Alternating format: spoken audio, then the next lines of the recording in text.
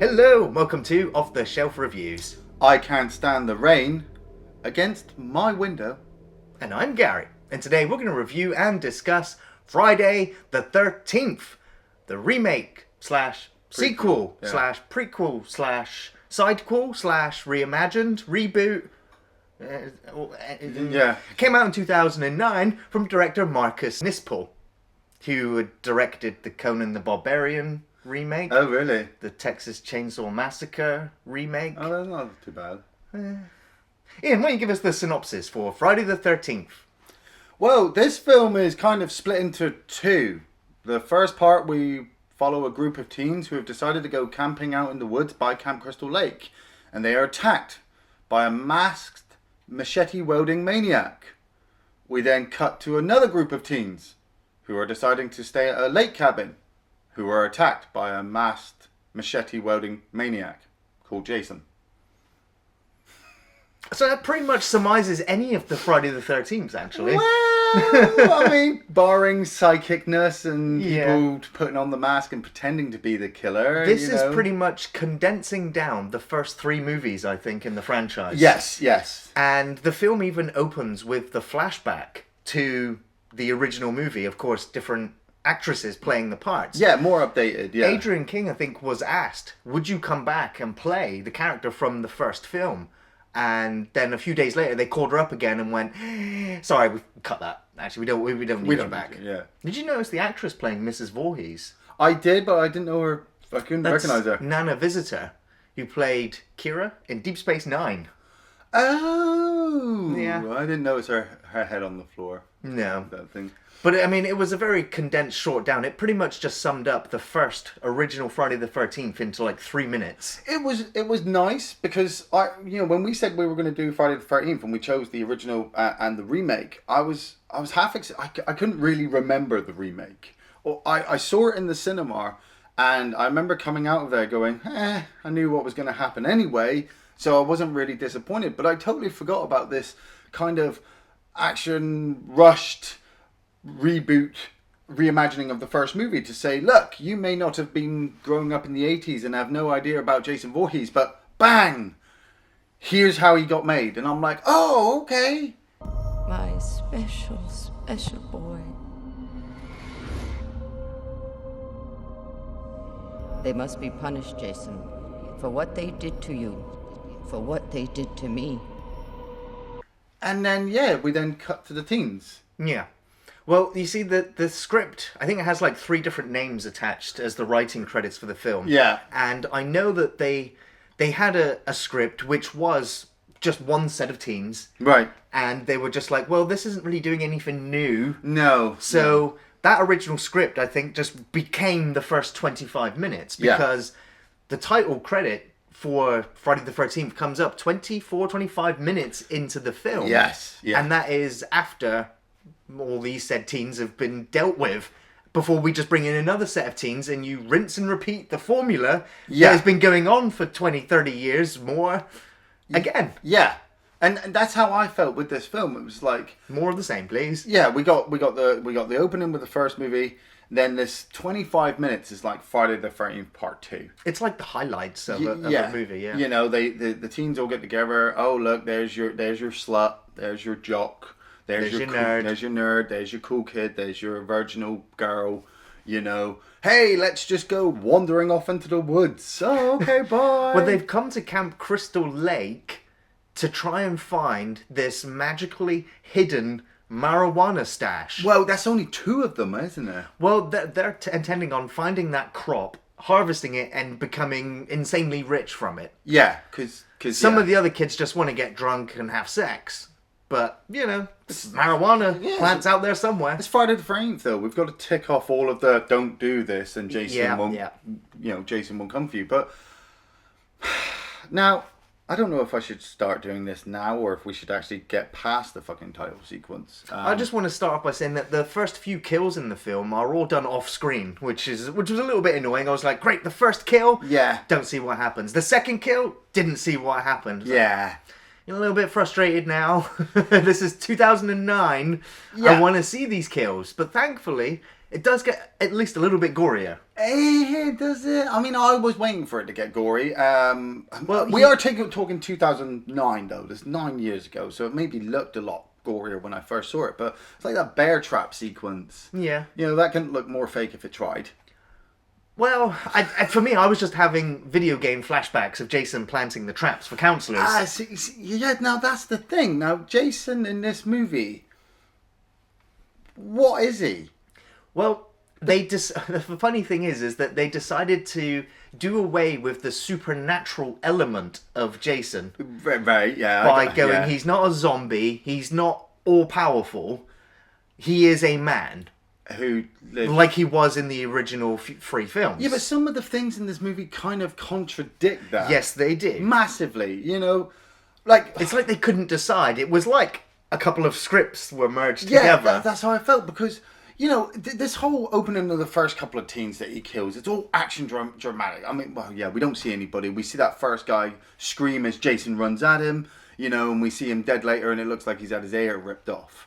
You know, then it's the girl in the tent who gets pulled out. Girl in the tent, she gets pulled out. She gets tied up in a tree and she gets set on fire and dies. And her boyfriend tries to save her. He jumps into a bear trap and gets fucking macheted in the face. Yeah. You've got the virginal girl whose boyfriend gets pulled away and he gets killed and she escapes. And Jason runs up and goes to hit her with the machete and the title comes up and you're like, and I'm sat there like, so, right. Jason saw his mother die. Yeah. Picked up the necklace. Yeah. That she was wearing, right? He's then gone out back into the woods and he's made his own tunnels, right? And I can only assume that he only attacks people who trespass on his land. That was what the script writers were aiming for. They wanted Jason to be a sort of hunter-gatherer / Rambo survivalist. Right, that works with these first group of teens that are in the tents.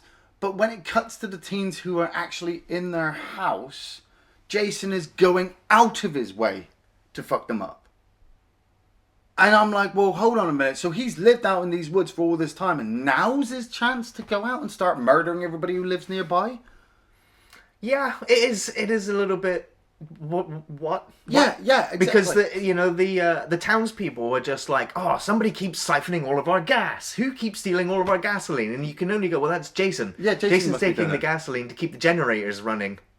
Yeah. To grow his marijuana plants. Well, no, it's not his weed plants, is it? It's the hillbillies. We get told by the hillbilly who speaks to Jared Padalecki's I don't know whether character. it's his or whether he just stumbled across the weed and was selling it, and that's why Jason will come for him later. Seriously, I just found a fucking shit ton of it growing out there, a little bushel. Sell you some.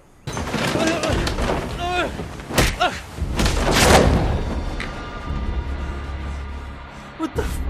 That shit ain't fucking right, dude. What the fuck?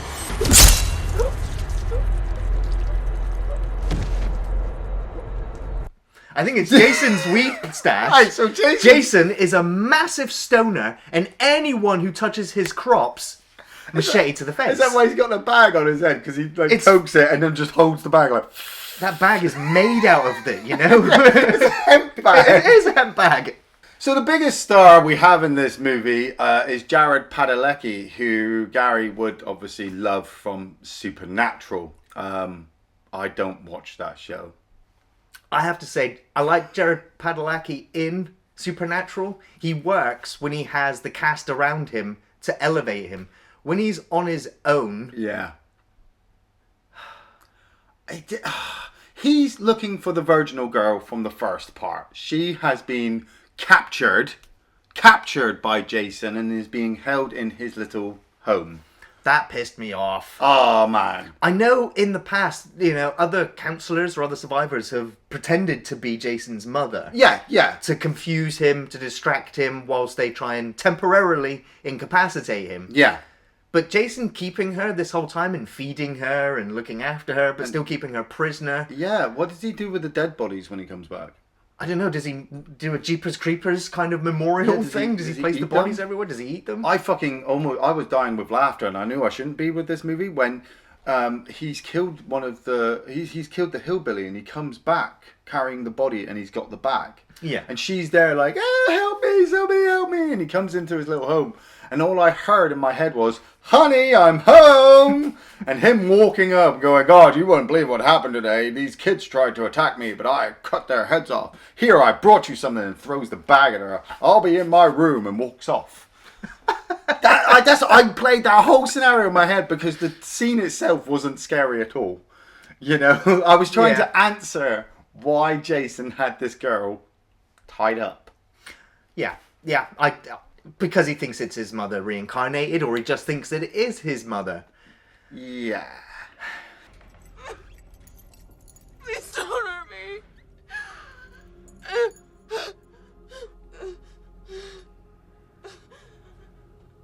It's okay. Jason?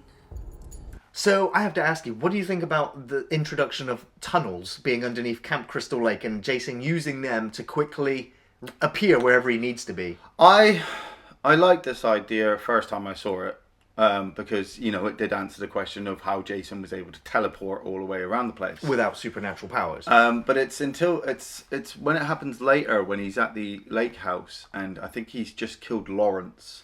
And one of the guys is looking out the window, and Jason has managed to kill Lawrence, run up to the house, and get up onto the roof and stand down and look down at them. That I was like, well, the tunnel idea of helping him teleport's gone completely out the window because he can literally fucking do it anywhere. You know, he is silent and stealthy and can move pretty fast for a guy his size. So,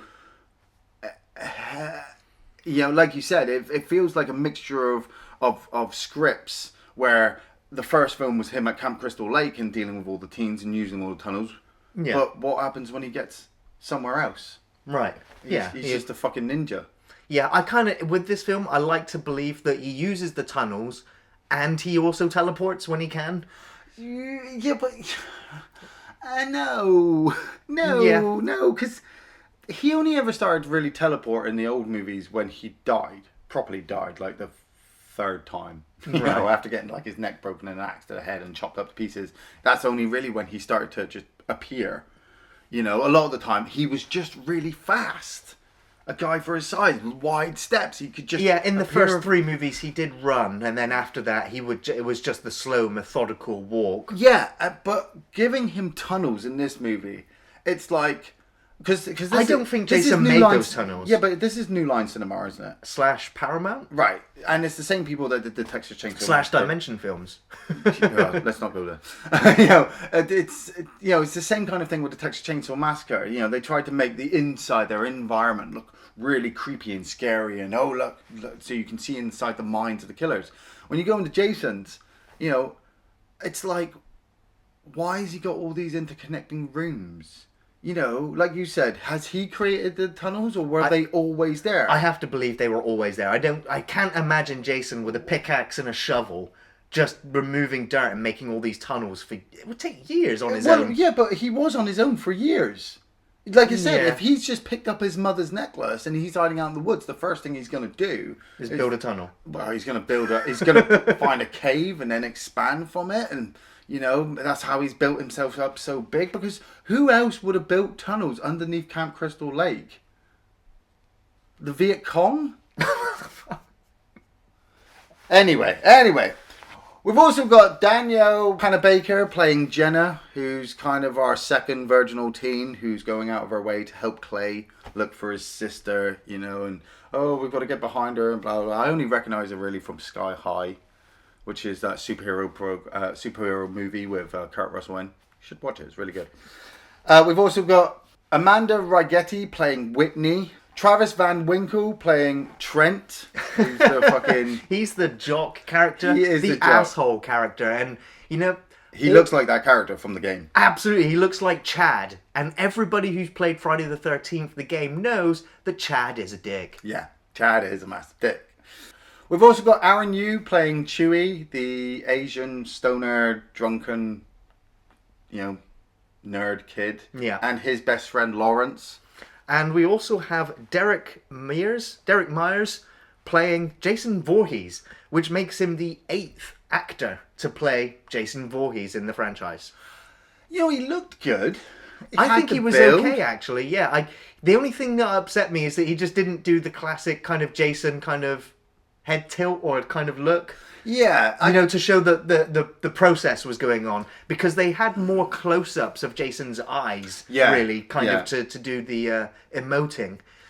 It kind of, I don't know, I was kind of baffled when Jason does find his mask, because for the first half of the film, he's got the bag. He's got the bag on his head. And once he's killed the engineer, the mechanic, hillbilly, the hillbilly guy, he in the back, he finds his mask. So I'm like, when did you lose the mask? Is this the first time you found the mask? No, Did you have the mask, then lose it? The bag got knocked off his head while he was fighting the hillbilly, so the hillbilly gets to see his old messed up face. And then when he goes to pick up the bag again and put it back on, it's ripped. Yeah. And that's when he sees the hockey mask on the floor. And I'm like, okay, so he's got the hockey mask. Now we've got Friday the 13th Part 2 and Part 3 in one movie. But it's the fact that he kind of stands there and looks at himself in the mirror. And I was just like, is Jason one of those characters that would, check himself out in the mirror? Yeah. See, this is the thing, because this is kind of like a more... Well, this is an alive Jason. This is more an emotional Jason. He's still alive. He's not undead. But then it starts to contradict all the other stuff that he does. Like I said, the teleportating round and just the... I mean, why would he go and kill the hillbilly? What did the hillbilly do to him? Took his weed and was selling it. Smoking it even, to don't do. No, how? What? You're telling me Jason Voorhees in this movie went and killed a hillbilly because the hillbilly was smoking Jason's weed? Yeah. That's it. I can't even bring myself to argue with that. It makes sense. The teens all turn up at the lake house, and Trent's telling them not to break anything and not to make any mess because it's his parents' lake house, and I'll get into trouble. Yes, Trent, we cry for you. Cry me a river that you're so rich that you have to pay your maid to clean up all your shit. And then the teens just start to wander off willingly to their deaths. Well, two of them go off to the boathouse. Yeah. And they've been told by Trent, no one takes the boat out but me. So the jock's like, well, we're going to take the boat out, and it's time for some naked water skiing. I mean, yeah, we had to get the tits in with this movie. I mean, we already had tits in the first 15, 20 minutes. There's a fair amount of boobage in the film. Well, there has to be. It's Friday the 13th movie. Exactly, yeah. You know that Michael Bay, the director of the Transformer movies, was the producer for this film. Yeah, I saw that. Yeah. Now, I've seen a lot of stuff that Michael Bay has been just a producer for, and some of that content has been exceptionally good. Right. But, he's the producer. He's not directing it. He's not writing it. Yeah, he's just putting money towards it. Even Michael Bay walked out of the premiere for Friday the 13th complaining that there was too much boobage. Michael Bay said there's too much boobage. What the fuck, Michael Bay? You need to go back in your corner. Yeah. But, yeah, the girl's skiing. She's having a whale of a time, and then she accidentally comes off the ski, and as the guy's coming round to circle to pick her up, he takes an arrow to the face. Ow!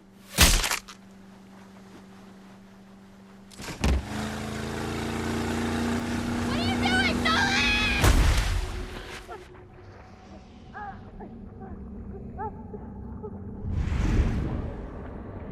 In the original script, Jason literally just waited on the shore there with the machete. Yeah. And she stayed in the lake until she drowned.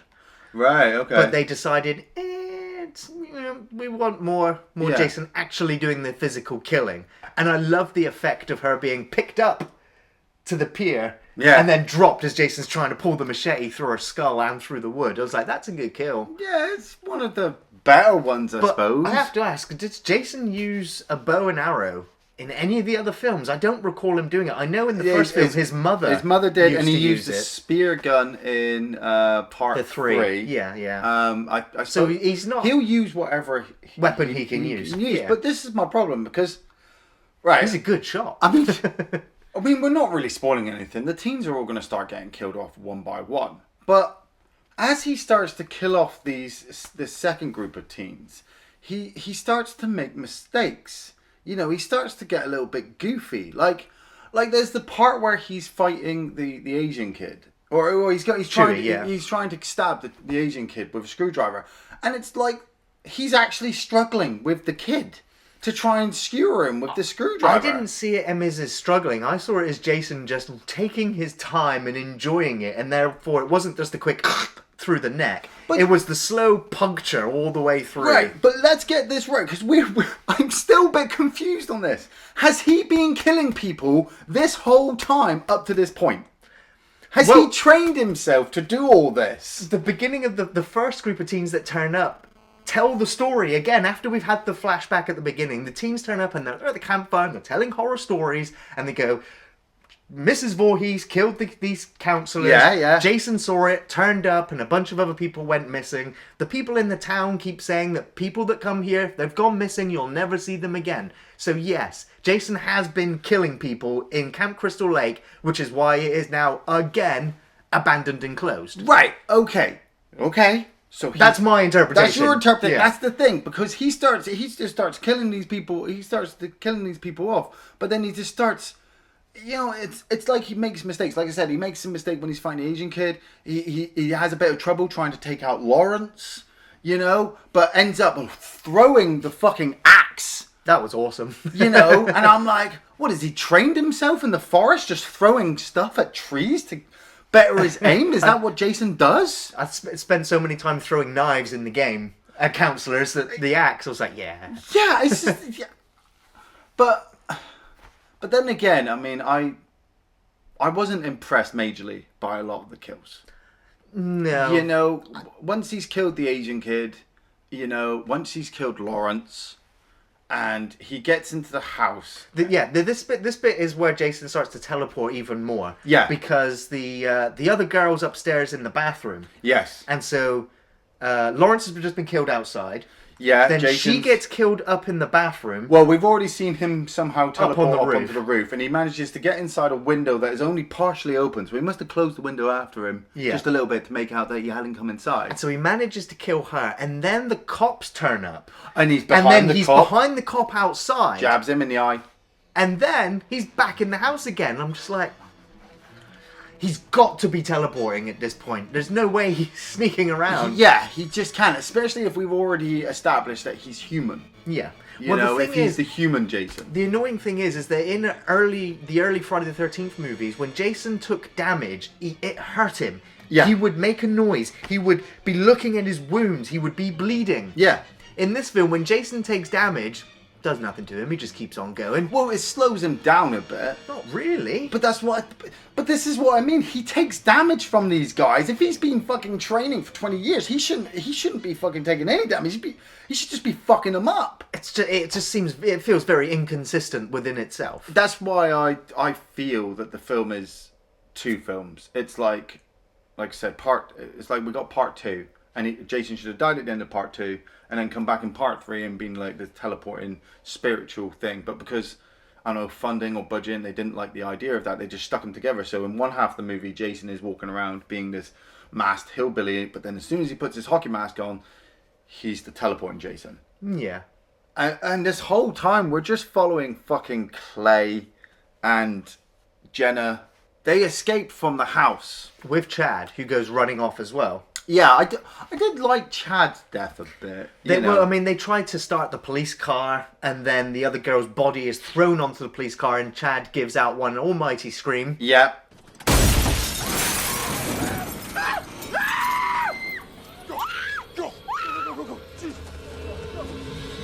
Yep. And then they split running into the woods, and I was like, oh, this actually now feels a little bit like Friday the 13th, where the bunch of teens are running through the woods and Jason's chasing them. Yeah. And, Chad comes up, he runs into the road, he's almost killed by a truck. Yeah. And the truck driver doesn't say anything, he just kind of signals, to either get off the road or just get in the truck or whatever. Yeah. And Chad's just like, is this the killer? Do I trust this guy? And he stands there for ages trying to figure out what's his best move. I had this image of him looking through the driver's seat and Jason there like, hello. Where are you going? Yeah. I'm going to Manhattan.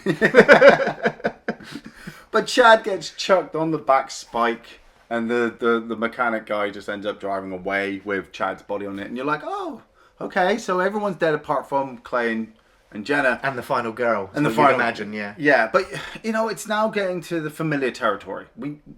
If you've seen any of the other Friday 13th, you know, or you should know what's about to happen.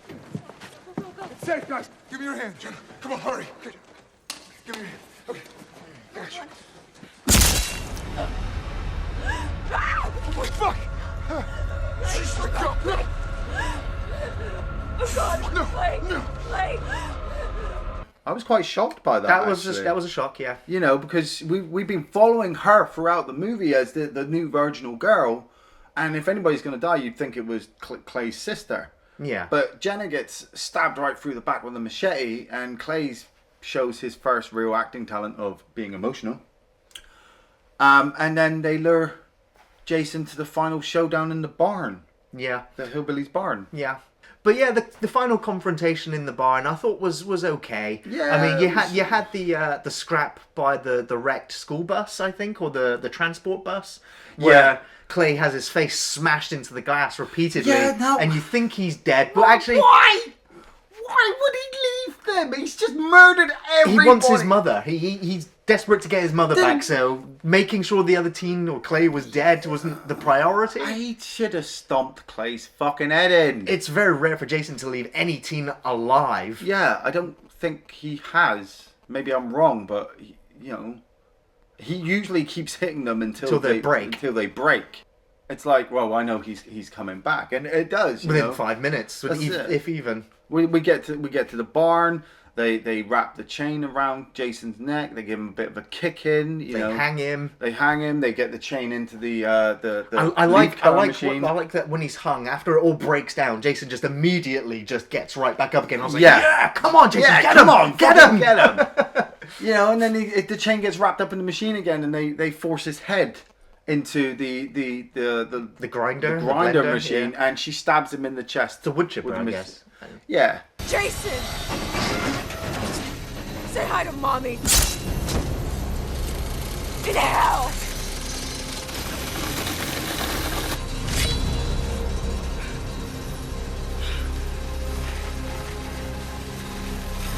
Now this is the bit that really pissed me off. You Is didn't that see this bit coming? Why did they not just force Jason's body through that wood chipper? The whole thing. We've already seen a few chunks of the back of his head go in there, and then it kind of just keeps chinking off of his mask. Because they were hoping that this film would open up a new franchise. So So- have the ending the way it is means that they can come back and make another movie. Everyone is dead. They have the murderer at their feet. Yeah. They can get the police to turn up. They can get forensic people to turn up and go, here's the killer. Yeah. But they go, nah, let's drop him back in the lake. Dude, With his mask, and his machete, and his mother's necklace. the fuck you, man. This isn't as bad as fucking Nightmare on Elm Street remake that will come a year after this from the same fucking company. That ending was fucking shit. But this one, I was sat there in the cinema like, he's coming back. Fuck yeah, He's coming back. He's coming back. He's in the lake. It's Jason. He's coming. Well, even before they drop the body in there, I'm like, he's coming back. This is if this is a rehash of the second and third movie, that's what Jason did at the end of those movies. He smashed through windows or came back to life, and started the whole thing again. So when they dump the body in and the music's there, just like in the first movie, you're waiting for that rise back up again, and it does come, and it is pretty cool. And it's a shame that they never carried on with more movies after this.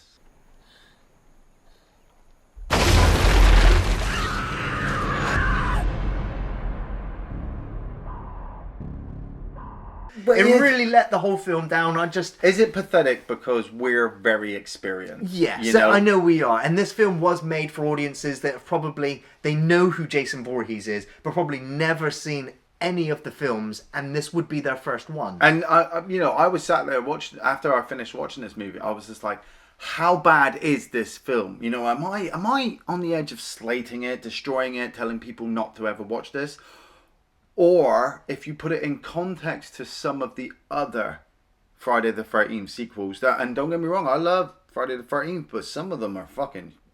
Yeah, they are. There's a psychic girl in one of them. This one is definitely not the worst No, in the that's franchise. it. It really isn't. It's not, but it's mediocre. Yeah. Sometimes it rises above that, but for the most part, it hits it or drops underneath it. Yeah. So it does seesaw, but over average. And I think I seesaw it and judge it because I'm comparing it to other Friday the 13th movies, even Freddy versus Jason, Yes, and Jason X. I'm comparing it to that, where I then put my mindset in what happens if I was 15 years old now, and I'm like, oh, I want to watch a horror movie. Oh, I've never seen Friday the 13th. And instead of getting the original one, which, don't get me wrong, a lot of young people would probably judge harshly nowadays, I get the remake one with Michael Bay's name splashed on it, and it seems a bit more updated. It seems a bit more exciting.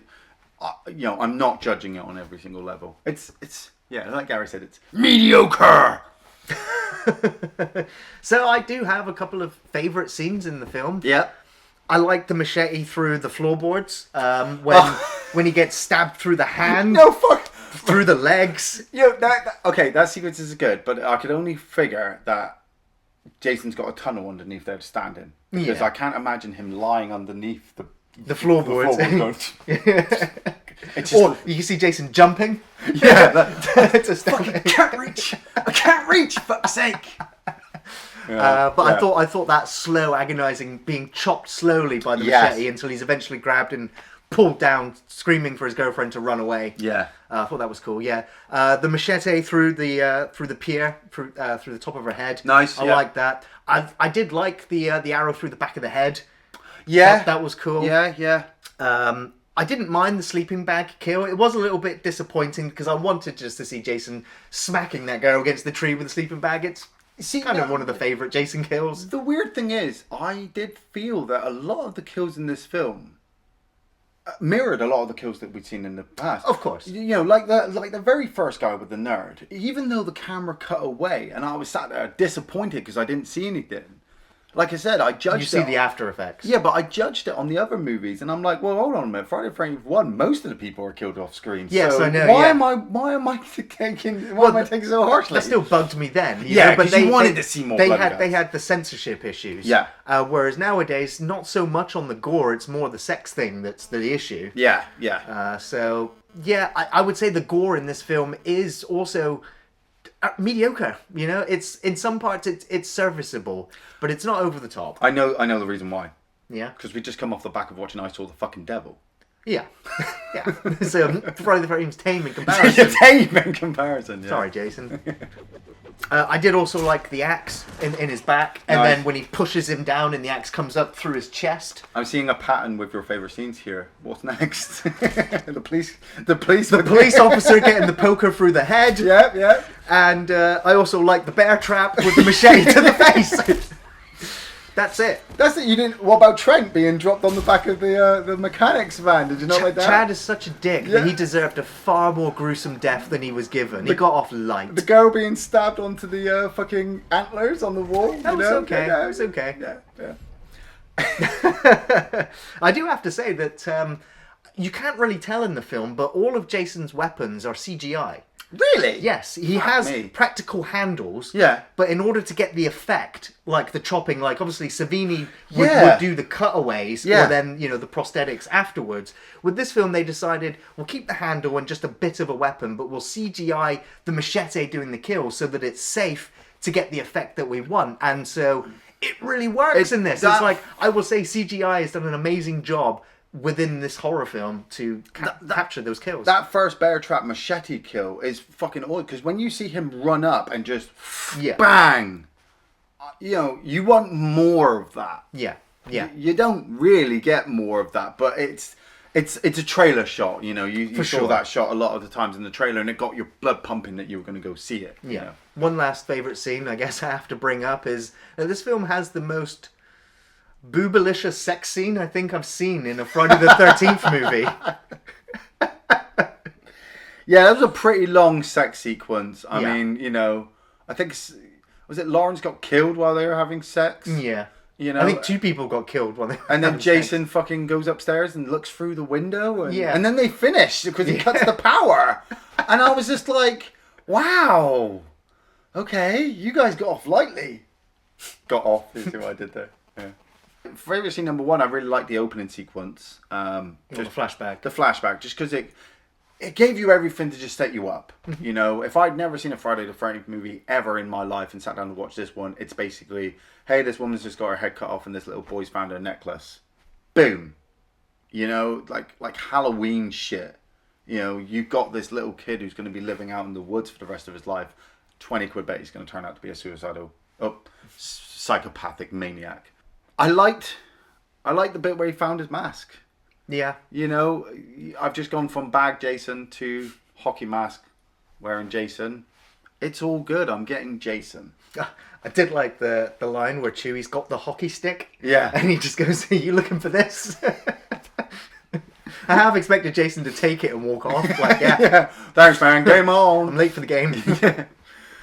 All of the teams getting killed from start to finish, that's what I was really there for.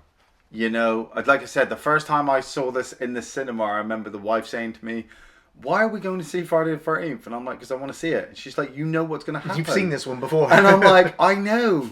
But I want to see it again. That's it." But it was the first one I ever got to see in the cinema. Yes, yeah. You know, Freddy vs. Jason was the first time we got to Jason. see them both. That was a combo, and I did see Jason X, but Jason X, man. Jason I'll be X. honest and say I would rather watch Jason X over the 2009 Friday the 13th.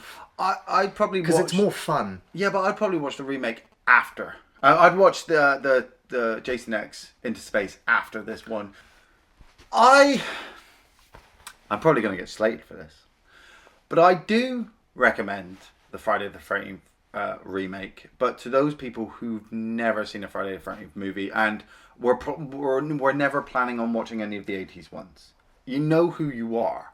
You know, you don't want to watch those movies because they're dated and the acting's shit and the special effects aren't very good. Well, then watch the remake, sequel, rehash 2009 fucking Friday the 13th. Because you'll see that it's not really changed. You know, nothing's really changed. The only thing that's really changed is the production value of the film, where there's some money behind this film, unlike most of the other films. But that doesn't make it better. Well, it makes it look different, you know, from the cinematography to the setting, the way that it's lit. I also say I have some issues with this film, is it's really fucking dark.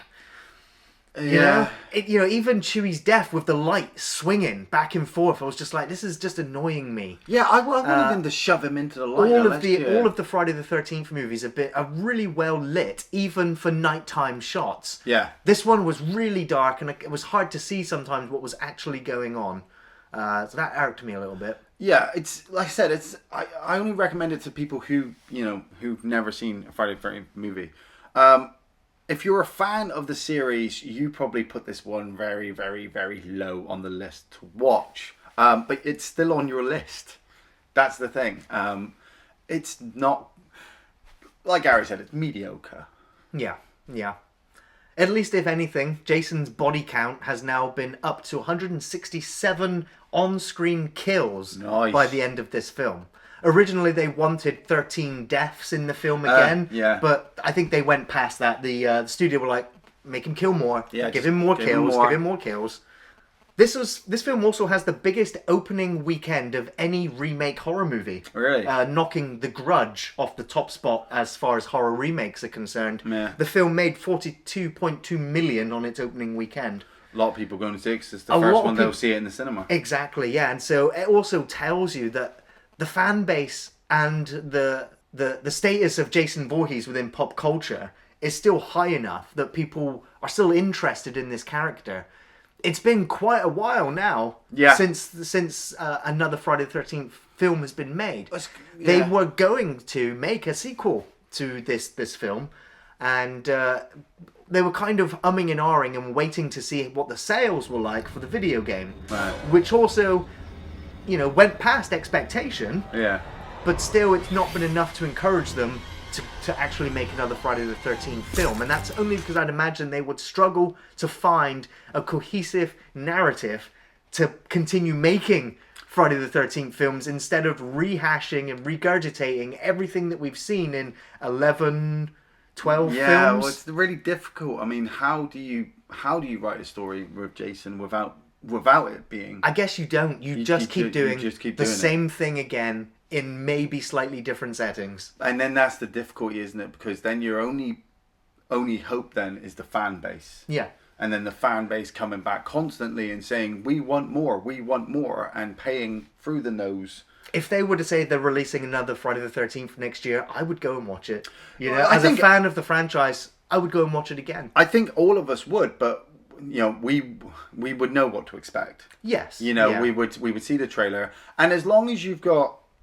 Jason not talking like he did, like fucking Michael Myers in Halloween, you know, you've got teens just getting fucked up. We don't need any deep, meaningful story behind characters or anything like that, and love and brothers and sisters and stuff like that. Just a bunch of people going and.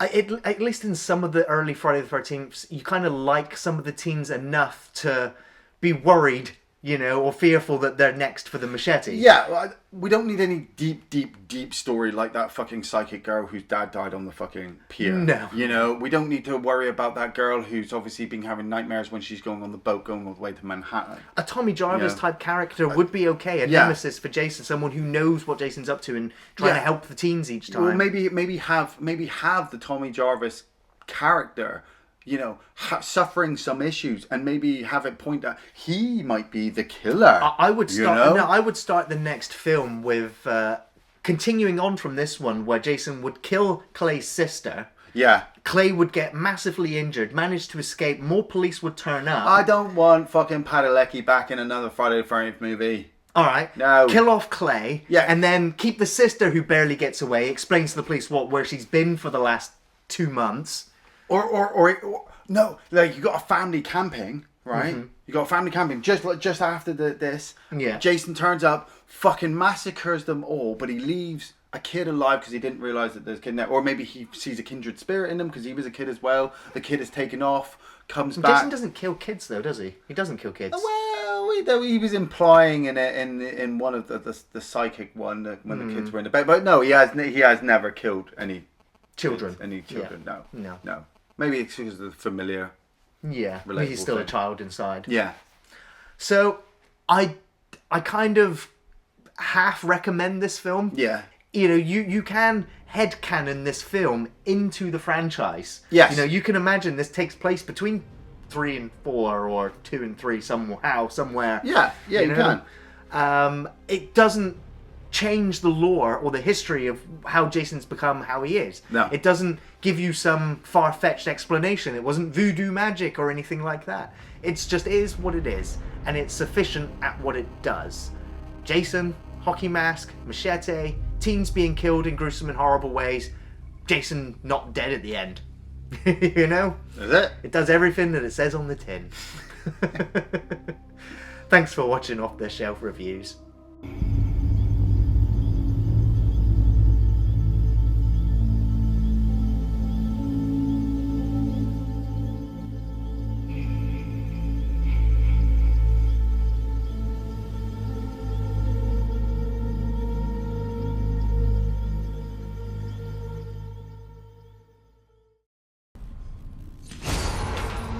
Oh God, you scared the shit out of me, bro. Are you looking for this? Cause it completes your outfit.